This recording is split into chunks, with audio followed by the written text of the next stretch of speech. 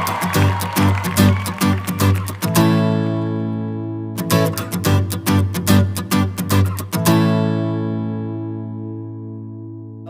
warahmatullahi wabarakatuh. Perkenalkan, nama saya Febri.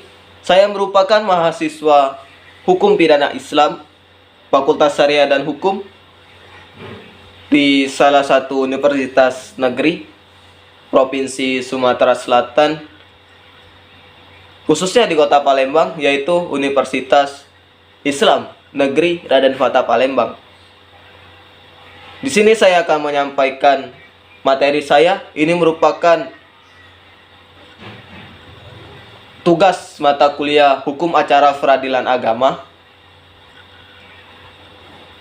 yaitu materinya pemeriksaan perkara. Ini diberikan oleh Bapak dosen kami, yaitu Bapak Ahmad Fikri Oslami, SHI MHI, merupakan untuk saat ini yaitu hakim di Pengadilan Agama Pangkalan Balai. Langsung saja saya akan menyampaikan, yaitu tahap pemanggilan sidang. Perkara yang sudah didaftarkan di Pengadilan Agama oleh penggugat atau pemohon, itu nanti penggugat atau pemohon menunggu panggilan sidang oleh jurusita atau jurusita pengganti. Pemanggilan oleh jurusita atau jurusita pengganti kepada pihak penggugat atau pemohon sekurang-kurangnya itu 3 hari sebelum sidang dimulai. 3 hari sebelum sidang dimulai.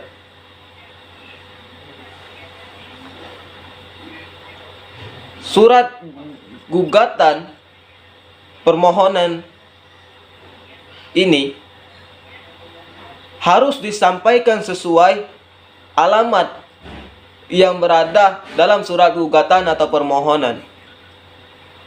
Nah, jikalau jurusita atau jurusita pengganti sudah mengirimkan surat gugatan atau permohonan ini ke alamat yang sesuai di dalam surat gugatan atau permohonan ini, tidak ada orangnya di alamatnya atau di tempatnya, maka di sini harus melalui kepala desa atau lurah di mana orang tersebut bertempat tinggal.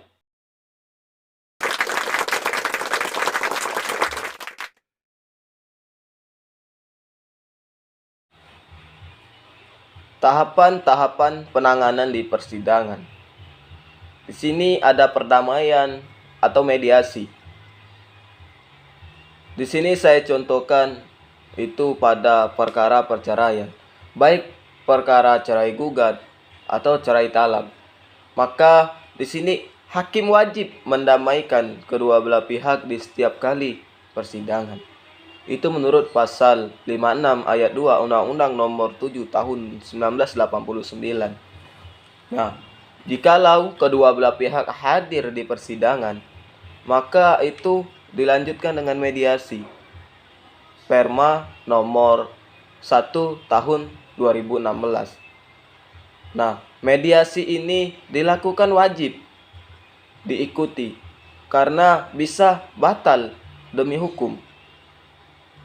Dan jika di sini terjadi perdamaian kedua belah pihak, maka perkara dicabut oleh penggugat atau pemohon dan perkara ini telah selesai. Bacaan gugatan. Sebelum surat gugatan dibacakan oleh penggugat atau pemohon, di sini untuk perkara perceraian, hakim harus menutup persidangan untuk umum. Sedangkan untuk perkara umum, perdata umum lainnya, itu selalu terbuka untuk umum. Pembacaan surat gugatan ini yang diajukan kepada pengadilan agama itu dibacakan oleh penggugat atau pemohon itu sendiri atau salah satu majelis hakim. Nah, di sini juga majelis hakim memberikan hak kepada penggugat atau pemohon untuk memberikan tanggapan atau jawabannya, dan juga penggugat atau pemohon memiliki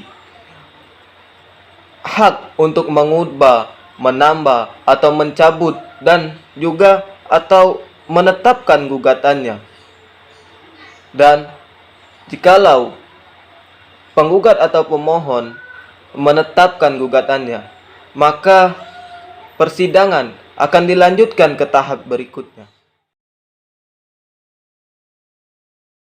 Jawaban.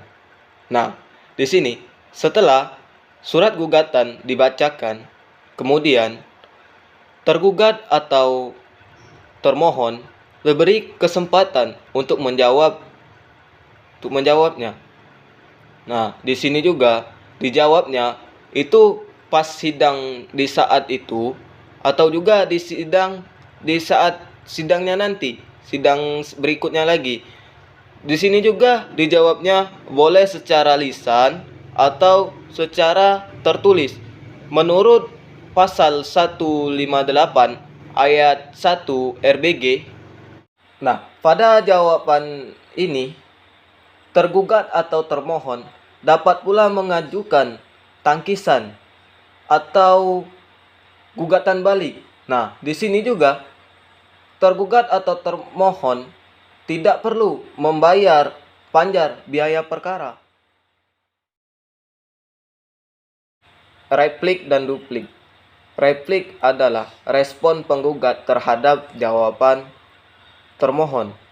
Nah, sedangkan duplik adalah jawaban termohon terhadap repliknya dari penggugat. Pembuktian. Pembuktian ini bagi penggugat atau pemohon dan tergugat atau termohon di sini diberikan kesempatan untuk menunjukkan bukti-buktinya, yaitu baik berupa bukti surat-surat atau saksi-saksi. Nah, ini nanti diatur oleh hakim itu secara bergantian untuk menunjukkan alat bukti berupa surat-surat atau saksi-saksinya. Kesimpulan. Nah, pada tahap ini, penggugat atau pemohon dan termohon atau tergugat di sini diberi kesempatan untuk menyampaikan kesimpulan dari selama berlangsungnya sidang dimulai tadi. Dan di sini menurut pendapat masing-masing. Dan di sini juga bisa juga untuk menyampaikannya secara lisan dan secara tertulis.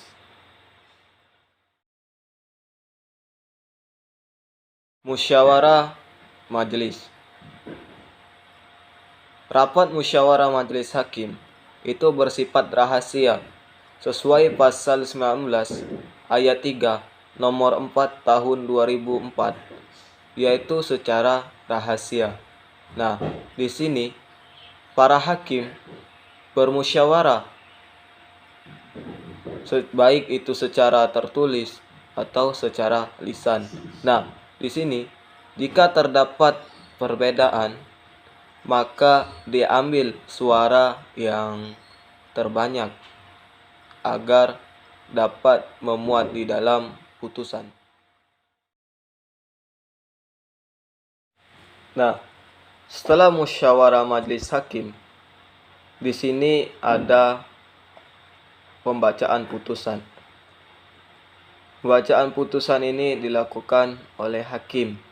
Dan setelah pembacaan putusan ini, baik penggugat atau pemohon dan tergugat atau termohon di sini bisa mengupayakan hukum banding, yaitu memiliki tenggang waktu selama 14 hari dari putusan diucapkan.